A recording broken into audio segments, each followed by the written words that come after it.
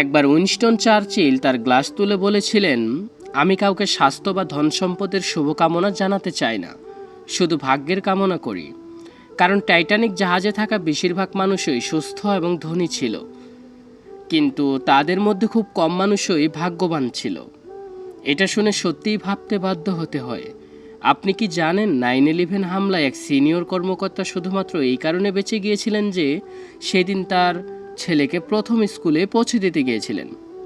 আরেকজন বেঁচে গিয়েছিলেন কারণ সেদিন ডোনা টানার পালা ছিল তার। একজন মহিলা বেঁচে গিয়েছিলেন কারণ তার অ্যালার্ম ঘড়ি বাজেনি। আর কেউ বেঁচে গিয়েছিলেন কারণ নিউ জার্সির ট্রাফিক জ্যাম তাকে দেরি করিয়েছিল। কেউ বাস মিস করেছিল বলে বেঁচে গিয়েছিল। আবার কারো কাপড়ে কফি পড়ে গিয়েছিল হয়তো, তাই বাড়ি ফিরে পোশাক বদলাতে হয়েছিল। কিংবা কারো গাড়ি স্টার্ট হয়নি, অথবা কেউ ফোন ধরতে বাড়ি ফিরে গিয়েছিল। এমনও হতে পারে কোনো মা বাবা সন্তানের দেরির কারণে দেরি করেছিলেন, অথবা একজন মানুষ ট্যাক্সি ধরতেই পারেননি। কিন্তু যে গল্পটি আমাকে সবচেয়ে বেশি স্পর্শ করেছে তা হলো, এক ব্যক্তি সেদিন নতুন জুতো পরেছিলেন। পথে তার পায়ে ব্যথা শুরু হয়, তাই তিনি কাছের একটি ফার্মেসিতে থামেন এবং ব্যান্ডএইড কিনেন। আর সেই সামান্য দেরি তার জীবন বাঁচিয়ে দেয়। এই গল্পগুলো শোনার পর থেকে আমার ভাবনা বদলে গেছে।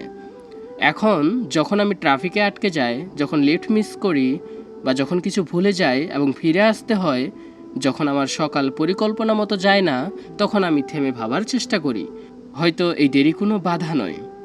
হয়তো আমি ঠিক সেই জায়গাতে আছি যেখানে আমার থাকার কথা। তাই পরের বার যখন আপনার সকালটা এলোমেলো হয়ে যাবে, বাচ্চারা দেরি করবে, চাবি হারিয়ে যাবে, সব সিগন্যাল লাল থাকবে, তখন দুশ্চিন্তা করবেন না, রাগ করবেন না। হতে পারে এটা আপনার লুকিয়ে থাকা শিশু ভাগ্য।